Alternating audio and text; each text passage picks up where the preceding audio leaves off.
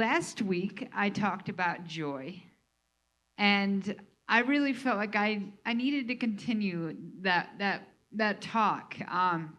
There were some aspects about it where I felt like, it seems like we kind of covered it all, Lord, but something just kind of urged me to feel like, no, like this needs to be hit home just a little bit more. And so there are just a few new things to kind of put in, and maybe it's the wording or whatever, but maybe this will just touch somebody in a way that it didn't quite last week.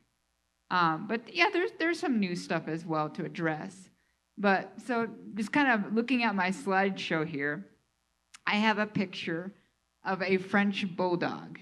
And these guys are just hilarious. They're so little and just full of energy and what I would refer to as happiness, because it's like from the emotion that they express, but it's very possible it could be joy. If it is a state of they just know it just comes from their state of being and that it's expressed that way. So I can't necessarily say that creation doesn't express joy. It very likely might, but these guys, to me, I used to work at a doggy daycare, and their character, their personality.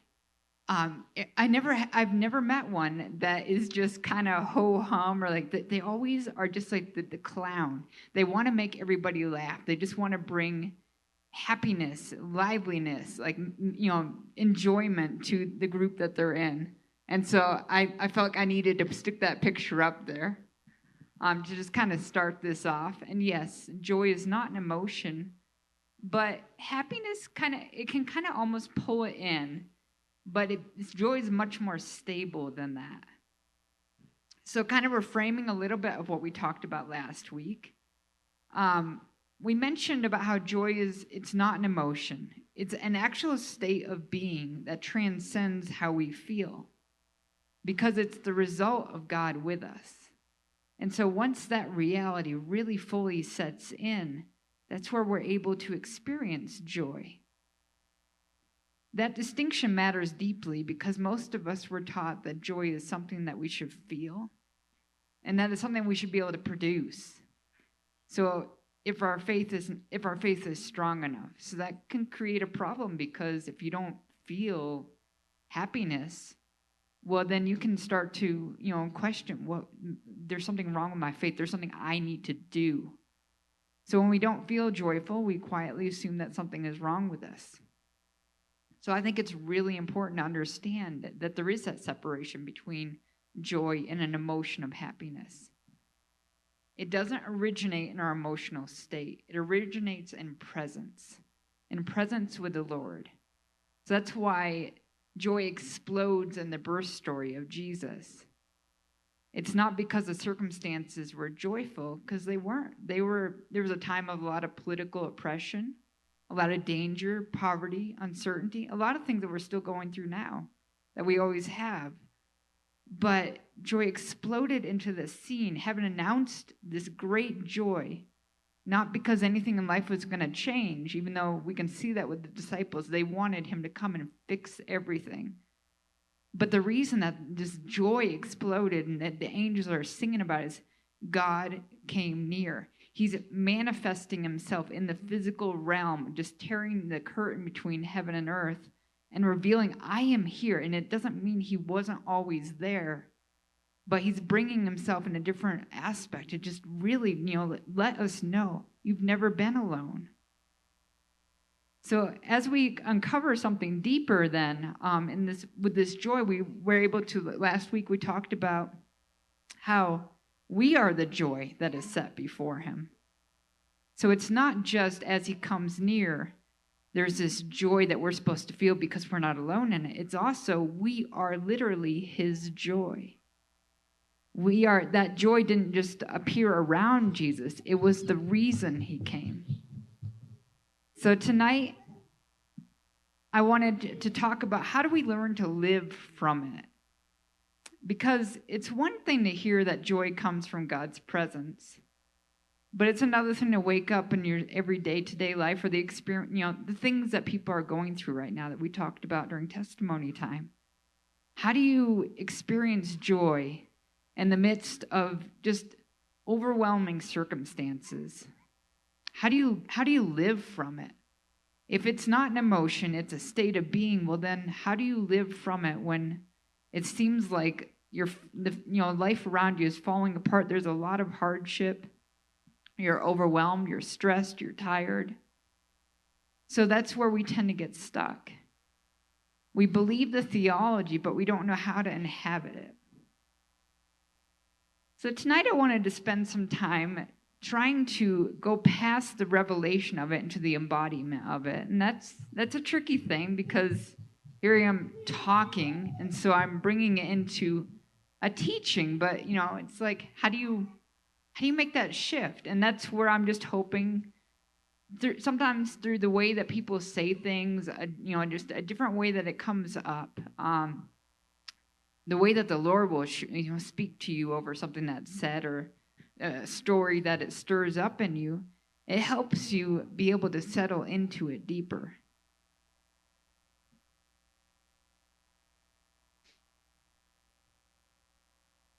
So I talked about how at the birth of Jesus, joy erupted because God entered the world. So heaven breaks open because Emmanuel has arrived, God with us. But Scripture actually tells us about something even deeper that happens after that resurrection. And this is where we start to realize joy goes beyond external to an internal.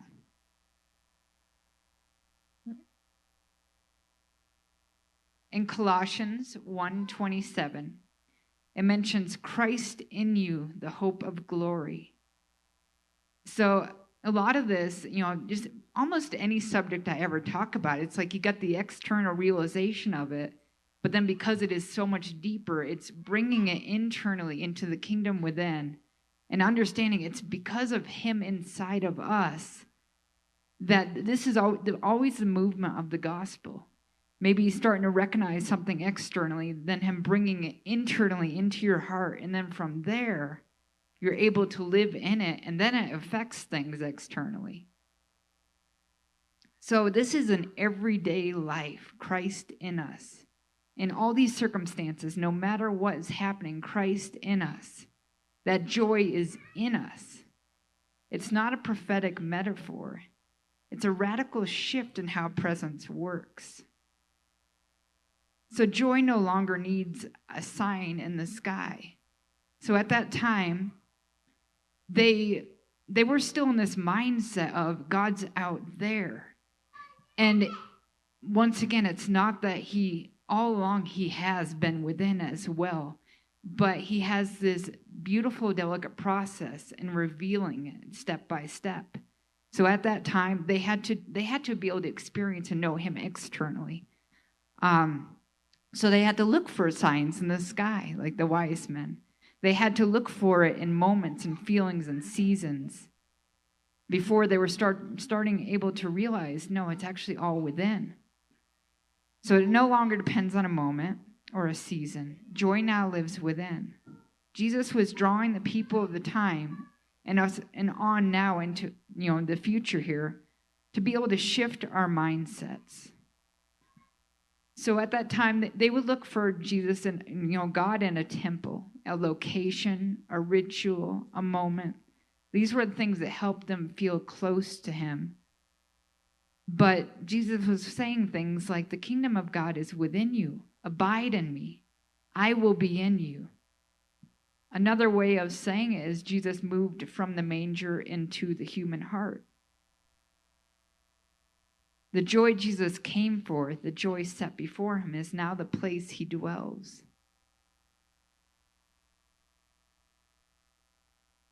So, just trying to it's about shifting that mindset.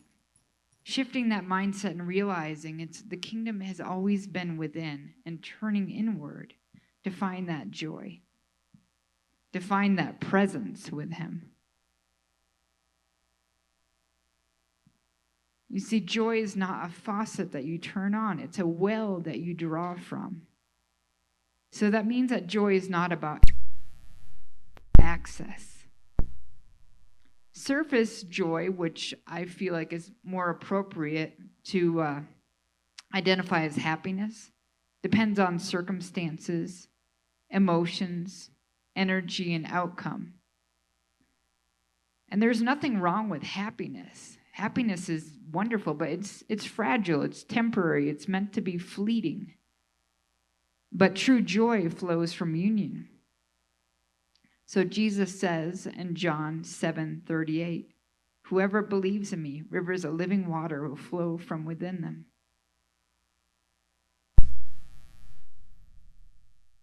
So many of the things that come out of presence with him and relationship and intimacy with him, it's this deep well that he talks about that we have access to inside. It never runs out and it's always there. So once again, joy is not something you chase down externally. When you're having a hard time connecting with joy, and I'm trying not to use the word feel it, connecting with joy, the realization that God is with you in every moment, and that feeling that you get that just comes over you, okay, I got this, that strength that you feel that fills you up within, it's a source with him. It flows from within, from shared life with God. And it's important to remember that that well does not disappear during drought. We simply forget where to draw from. We start looking for things on the surface level. Most of us live our lives on the surface level. And you can tell that you are because you react. It's about reacting, managing, coping. It's very flighty. It's from one circumstance to the next, one emotion to the next. And that's okay. And there's no condemning that because we didn't come into this world having that all figured out. It's a process of learning that. But yeah, joy is much deeper than that reacting, managing, and coping level.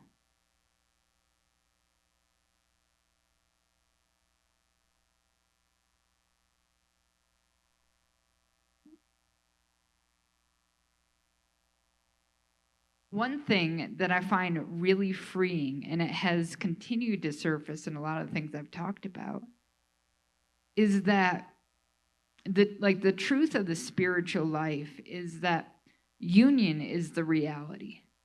And joy is a fruit of that reality. So awareness is actually what fluctuates. So what this means is that all these things like rest, peace, joy, they are all real for every single one of us. There is no one of us that is lacking in any part of that. We all have equal access to that. And that's very freeing. But then the aspect where we have to, the engagement that we have in it is it's our awareness. Our awareness is what will fluctuate. Our awareness is what will get pulled into the surface level stuff. And so it's just a process of learning to first recognize that and then be able to practice with that, practice shifting the awareness to the true reality. So joy does not leave when life gets hard or emotions dip or stress rises, circumstances change. What leaves is our awareness. Our awareness gets pulled into those different things, chasing after those different things, reacting to those different things. And we tend to confuse awareness with reality. So therefore, we assume joy is gone. But Scripture never says joy comes and goes based on conditions. It calls joy a fruit. And fruit grows from connection. So people don't need more joy. They just need more awareness of His presence in the present moment. Because there's always enough of it. The present moment with the Lord is where there's an abundance. So if joy feels distant, it doesn't mean that you're failing. It means that you're just living from the surface again, which simply means it's just an invitation to return and get to experience grace again.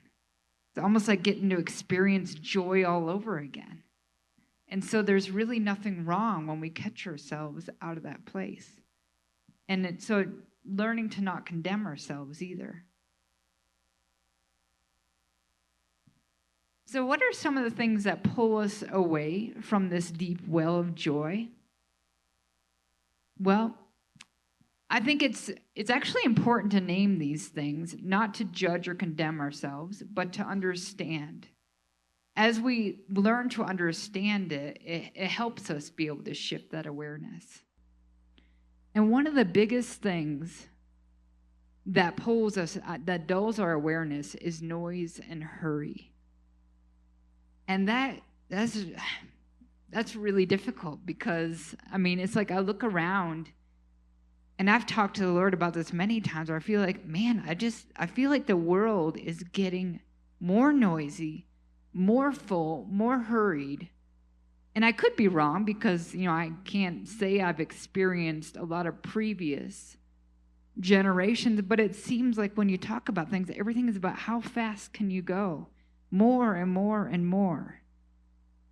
And so there was something that the Lord said, that this was an example of bringing grace into the situation. It's like, that seems a little unfair, Lord. Like some people, there were other seasons and times where maybe it was easier to experience joy, to experience your presence, because there was less distraction.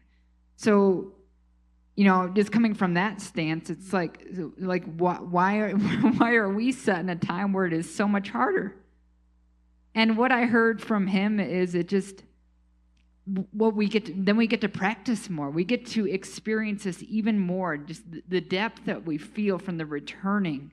Just, oh my goodness, like none of that is actually real. And just is so much more that we get to experience. And we get a lot better practice too.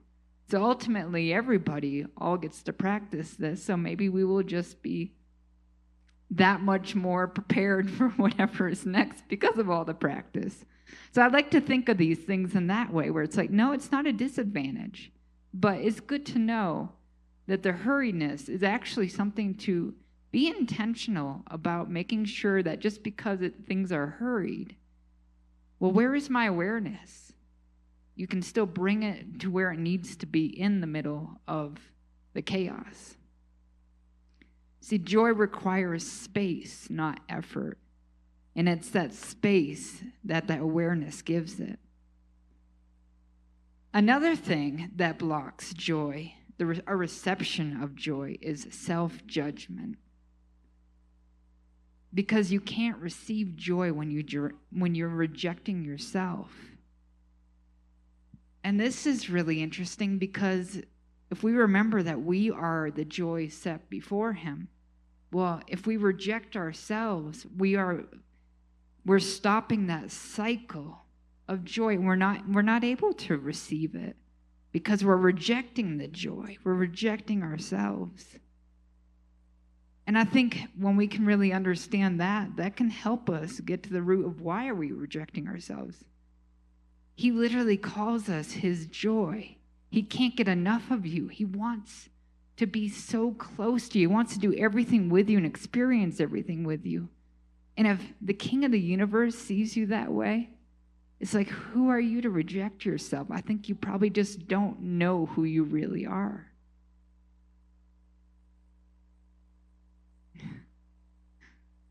Circumstance-based identity will let the outer world define the inner world. So this is another inhibitor of joy. You're living from that surface level. You're mistaking joy for happiness, and it's bouncing around from the circumstances rather than realizing, no, that outer world is not the reality. It is a beautiful experience I get to experience with the Lord, but my inner reality is what defines me. And forgetting union, that inhibits joy as well, because it's shifting to this mindset of God is out there, so he needs to come and rescue me. He needs to come and change the situation, rather than God is right here with me. And I am in this circumstance with him, and it's going to be just fine. All is well and all will be well, as Laurel said. So joy has never gone anywhere. It's just awareness has drifted, which means it's a beautiful opportunity to then say, okay, Lord, help me bring that awareness back into alignment. What do you have to say in this? So some practices to return us to that well. Joy returns through remembering, not striving, which that's very much so like rest. You can't get to that place of rest because that place of rest is a state of being. It is our identity. And so it can only be accessed through remembering who we really are, where we're really from, where we are currently residing, not from a striving, a trying to remake ourselves. No, it's going back to who you really are with Him. And stillness will very much so return you back to that well of joy, that awareness. My favorite verse, at least at this current point, and has been for quite a while, is Psalms 46:10. Be still and know that I am God. That verse just has done so much for me when I just sit and meditate on that, just in any circumstance, just that stillness. I feel that stillness seep over my soul and my body. And it reminds me, you're right here with me. You've always been here. And usually in that place of awareness, what He will do is the circumstances that at first had my attention will kind of melt away. It doesn't mean that He doesn't care about them. It doesn't mean I don't care about them. But I'll suddenly realize there's a much deeper truth here. And then that's what will pull my awareness into that. So stillness is so powerful. That stillness is not emptying yourself. It's just remembering who is present there with you. Surrendering your attention. A simple phrase that you can say in that is, Jesus, I'm here, and I know you're here too. And just opening up that conversation with Him.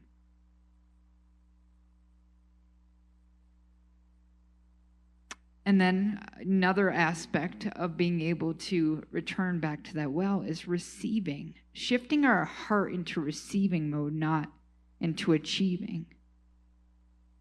When the heart is open, the Spirit can flow in communication with the Lord.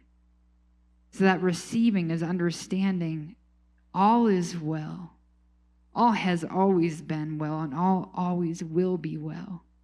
And now I'm just here with you, and you just receive, rather than I need to make something happen. Jesus says in John 15:11, I have told you this so that my heart may be in you, and that your joy may be complete. This is an example of that joy is received, not earned. That joy has always come from that presence with the Lord.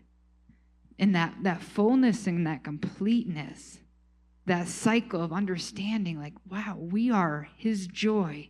And He's right here because He can't be apart from us. And we are made full and complete because of that, because of his joy that He's brought into us and Him.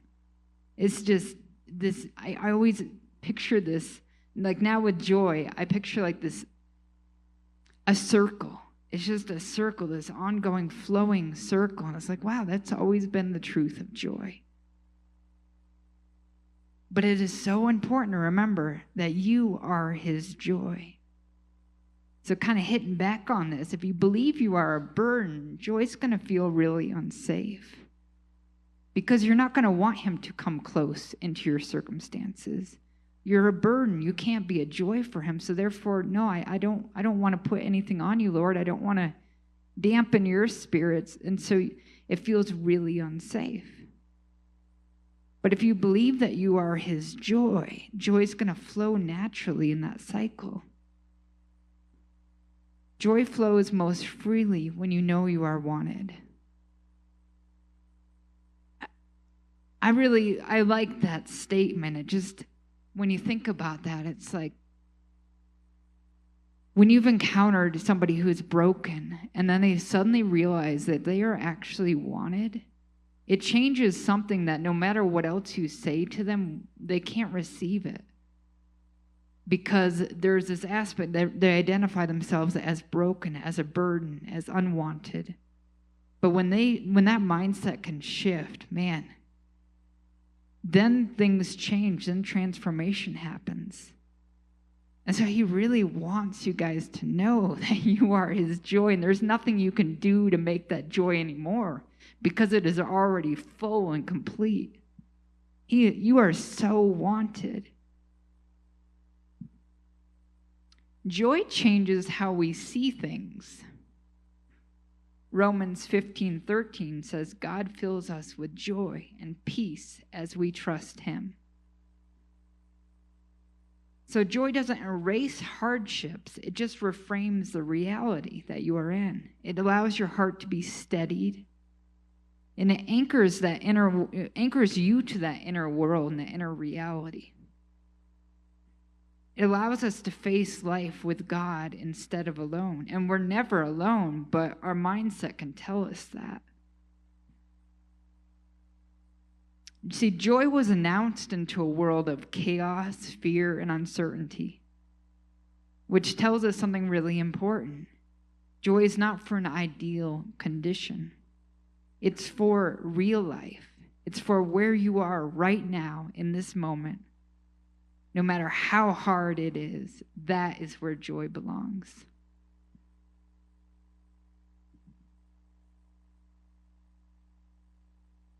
So kind of wrapping up some of the key phrases here is, joy is not something you work yourself into. It's not a mood you maintain or a feeling you force. You should never have to feel like you have to maintain it. Rather, it's, okay. Yeah, something feels a little off here. All right, Lord, where are you in this? Joy flows from union. When life gets heavy, joy never disappears. We just simply forget where it comes from. We forget the source of it. We forget the presence that it resides in. God is not distant. Christ lives within you. And you are not and never were a burden to him. You have always been the joy set before him. And when you remember that, joy becomes natural. Not because circumstances change, but because presence has always been there. Joy is not a home that you visit, but it's a place that you learn to live from. And it's important to understand, yeah, we're learning to live from it. We never have to have that perfected, because it's just simply the reality. We don't create it. So I just wanted to remind us, because we are called Joyland, so we're not called that for nothing. We have that source. We are the source, and we can learn to inhabit joy. And as we stir that awareness within us, it affects others around us.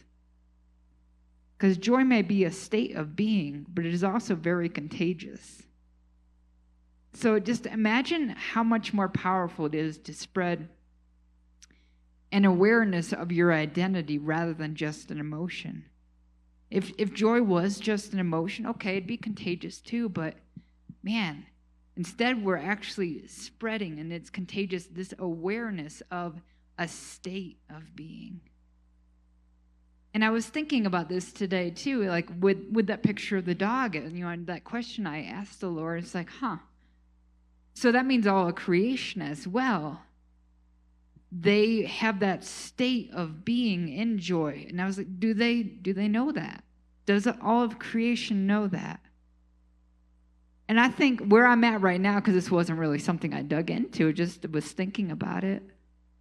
I don't think so. I think that it can have moments of awareness in that.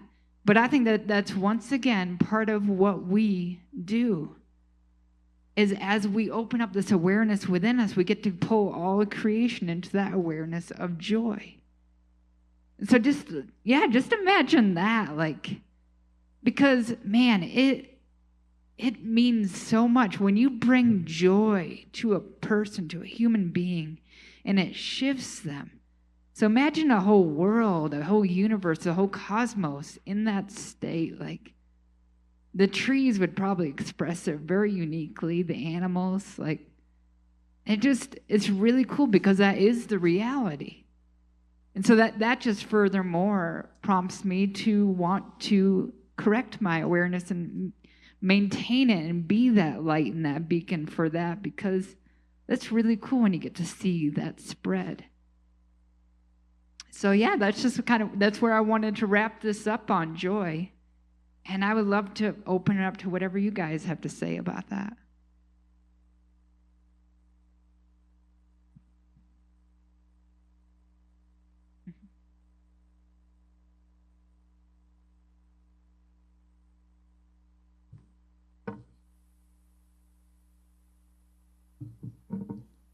It's on already.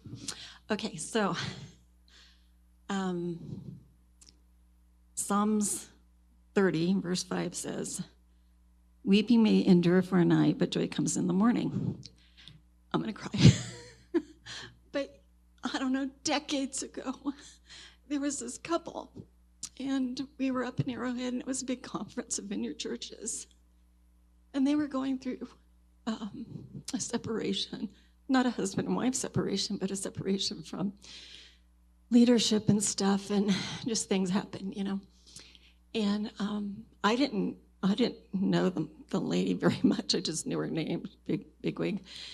And I was standing there, and the Lord said, "Go tell her that joy comes in the morning."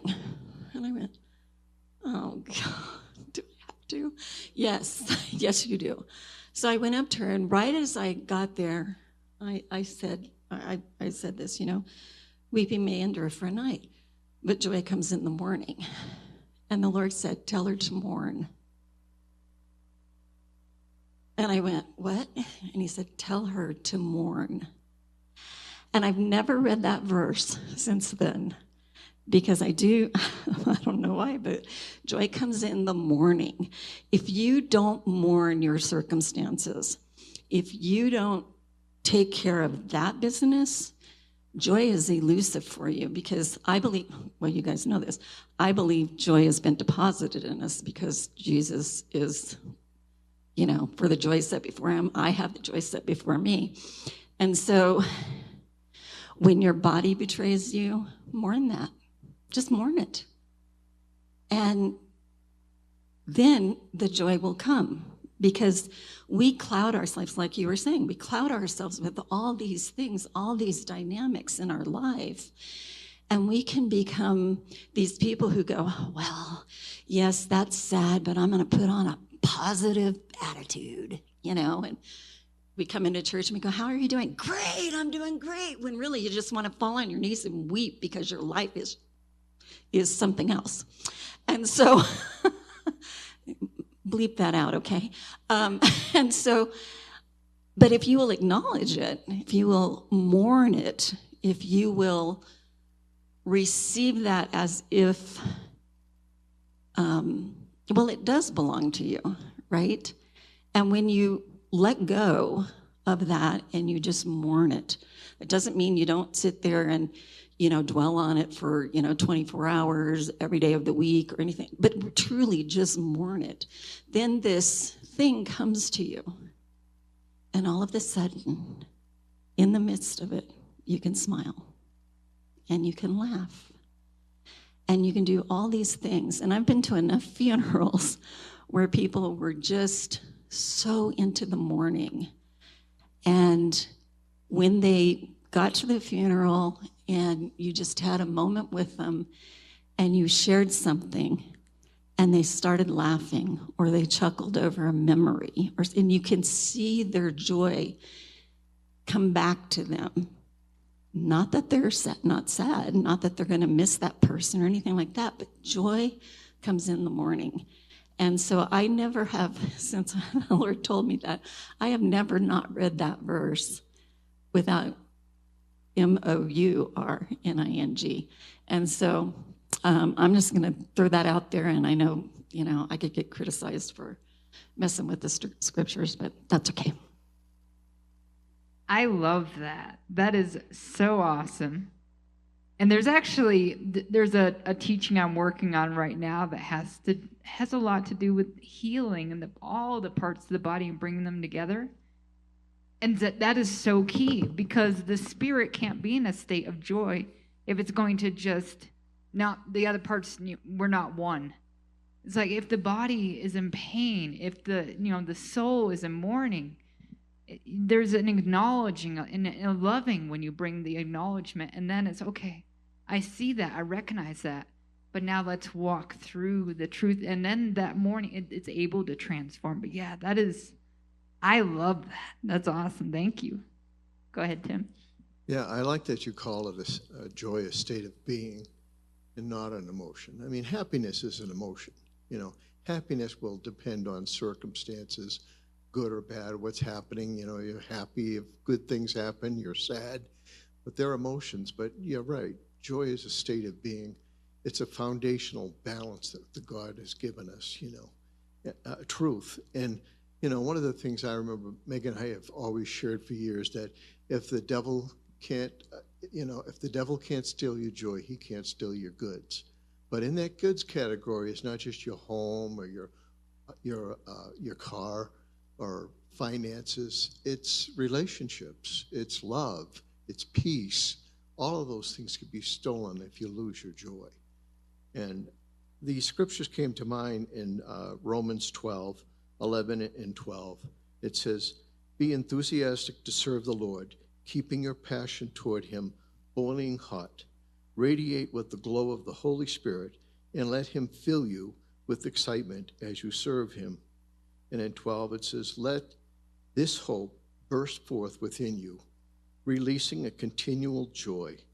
Don't give up in a time of trouble, but commune with God at all times." That was really neat scripture. Yeah.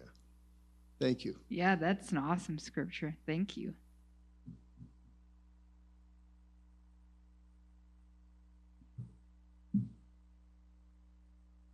Joy is a kingdom mindset, and the poverty mindset, or the opposite of joy, which I would think would be sadness or despair or something like that, is actually burdened. And that's why he says, my yoke is easy and my burden is light, because you can't have joy and a burden at the same time. You have to choose. So if you're missing your joy, go back and see where you picked up a burden. And then the other thing is, somebody had done this teaching about joy, and he said, let's look at the end of joy. So if all your prayers were answered right now, that answer to prayer would be the end of joy for you. There would be so much joy for you. That's the fullness of joy right there, having all your prayers answered. And he said, if you feel that feeling and know that experience of what it is like to be in that much joy, that gives you an idea of how you need to be enjoying life. Because the truth is that the answer to prayers are on the way. And to live in the fullness of the joy of answered prayer even now, as you wait for the manifestation of the answer. So, yeah, thank you. That's awesome. Go ahead, Dave. So that awareness, that is so crucial to walking in awareness of how we're feeling, bad or good, blah, blah, blah. And I know Daddy with me, he uses that awareness to show me the supernaturalness of being brought out of whatever negative I'm in. And so suppressing, ignoring the negative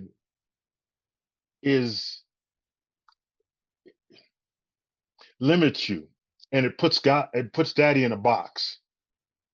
And something that Daddy's teaching me to do is to love that part of me, because that's the part that and I don't even know if I'm saying this right. That's the part of me that shows me that he is willing and working within me for his good pleasure. Something good is happening inside of me because I can see that me. And it's okay. It's okay because daddy is dealing with that me and loves that me and I don't want it to sound like there's a dichotomy, a dualism, a blah blah blah blah blah. But I love when daddy allows me to see me coming out of something and into the joy that, as you say, is in us, is always in us, is foundational in us. There's nothing that's going to remove it, diminish it, except our awareness of it. Dave. I love that you are embracing like all aspects of yourself. That is so wonderful, and that just I mean that's his heart. He doesn't, and I think it does. It shatters dualism. It shatters the ability to even see things that way when you're able to love all aspects of yourself. Thank you. So when you were talking about joy being a circle, I was thinking about that, and I went, "Wow, Lord, that's really cool because if we're in the circle of joy, whatever happens in that circle, we always have access to joy." So I was in my head, I was going, well, so what would that look like? And like I saw, like a whirlwind, of emotional stuff, and as the whirlwind was going, that circle started moving. And so as the whirlwind's moving, the circle's moving, and eventually they're both moving together. And all of a sudden, that tornado is no longer the tornado, it's the circle of joy. And I thought, wow, that is like a cool picture, Lord, because I think that sometimes when our tornadoes are going on, we don't have the capability maybe or even thought about anything else, but looking at that thing. But I thought, wow, if I can walk away with that idea of being in a circle of joy, whatever's taking place in that circle, it can be a whirlwind, it could be an earthquake, it could be a flood, it could be, whatever it looked like in the circle. I know that joy is going to consume that thing in the midst of whatever's going on in my life. And at some point, I'm just in the circle of joy. I'm not in the chaos in joy. I'm just in the circle of joy. So I wanted to share that. That's a fun imagery. I like that.